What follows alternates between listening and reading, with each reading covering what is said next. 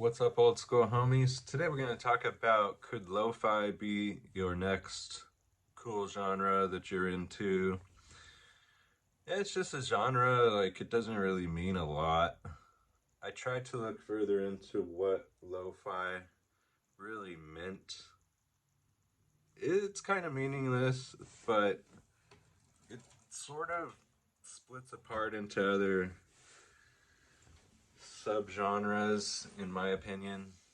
All right, so let's talk about it. Lo-fi would basically be using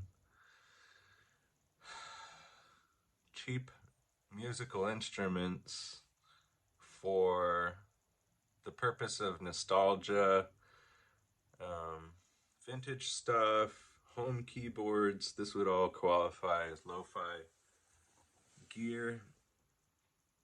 And for me personally, I'll just say what it's done for me and what I think it is. Obviously, your largest source of lo-fi music is gonna come from video games, okay? Like, it's not that I made that up as a thought on my own. It's that it's already happened. Like, all of that music that you heard on video games that kept getting repeated to you every time you played the game sort of got rammed into our heads when we were. I'm an NES guy. Like, when I was a small child, the Nintendo Entertainment System won. That was it, man. I didn't totally give a shit, like my brothers played video games more than I did, but I still played sometimes. I mean, if there was nothing to do, then yeah, sometimes I would play video games. And sometimes you would try to get up to a better level and be like, wow, listen to the music on this level, or it would get more intense. And all of the compositions, I'm not going to say all of them, but a good number of them were well written.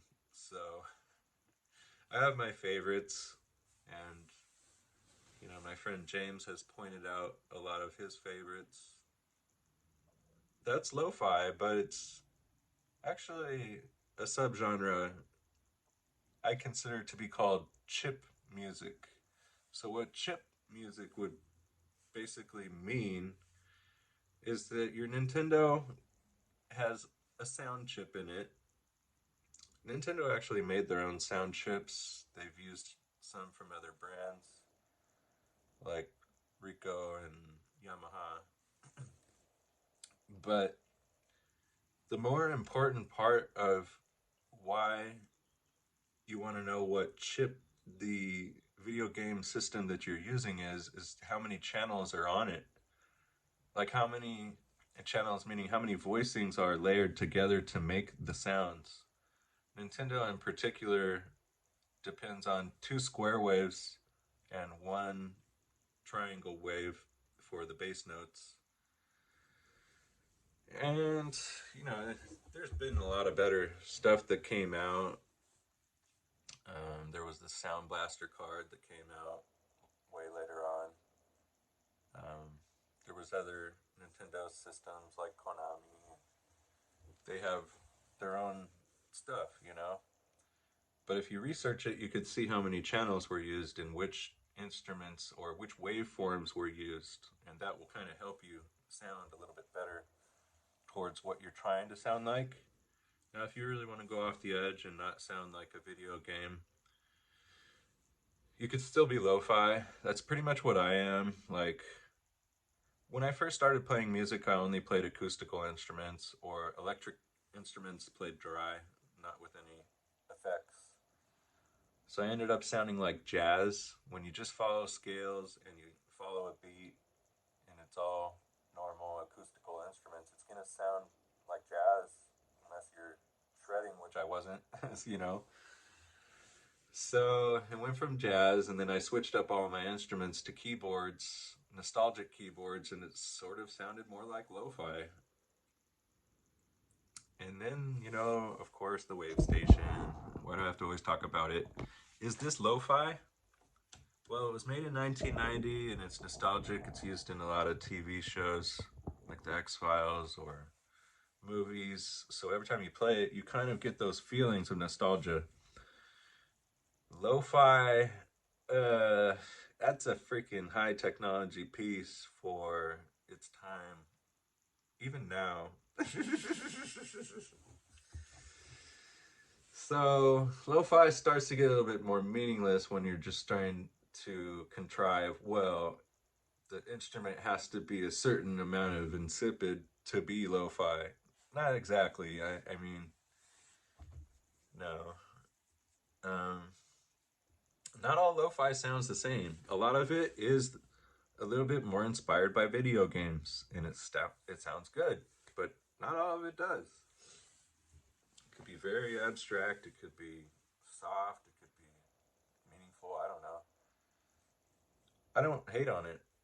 I found that lo-fi is simplicity in its finest, and tones that are nostalgic. So that was already two things. A third thing, what could that be? Putting your own spin on it, just being your own person doing whatever comes out. And now you're your own kind of lo fi. It's not important, to label it. I think a lot of times when I'm playing along with the drum beat and then I play with the wave station, it's more like smooth jazz or like not totally jazz either. It's kind of like shoegazer. I don't know. It's bullshit to try to. I like all my songs to sound like they're from different genres in the first place so that I don't sound the same every song. But I'm just trying to point out that lo-fi is really cool because it's basically going to follow along with a drum beat that's on time. Now, with that, you're going to get better. And you're going to realize that good timing sounds better, especially with a drum beat that's not moving anywhere. The more you land right in the middle and on time on your notes, the more it sounds better. And this is what you need to get better at playing music. You need to follow something that's on time so that you could get your timing better. And I could actually watch the drum machine where the light goes and see, am I playing in time?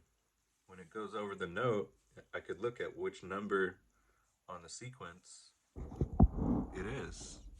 So, say the end of my song has, a couple notes. This is the start. A couple notes here and here. When I'm playing that, sometimes I'll be playing here and here. It won't sound right. Then I'll look at it physically and be like, oh, I'm hitting it on 2. I should hit it on 1. So I hit it on 1/4 instead of 2/5, and now it sounds correct. And it kind of teaches you that you're not perfect, and that even though you think you have good timing, maybe you don't. You're being tested with lo-fi. Don't think it's easy to play just because it's slow or holding notes for a while.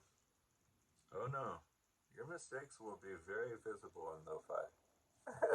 You could program everything, that'd be easier, but I play lo-fi live, like with my fingers.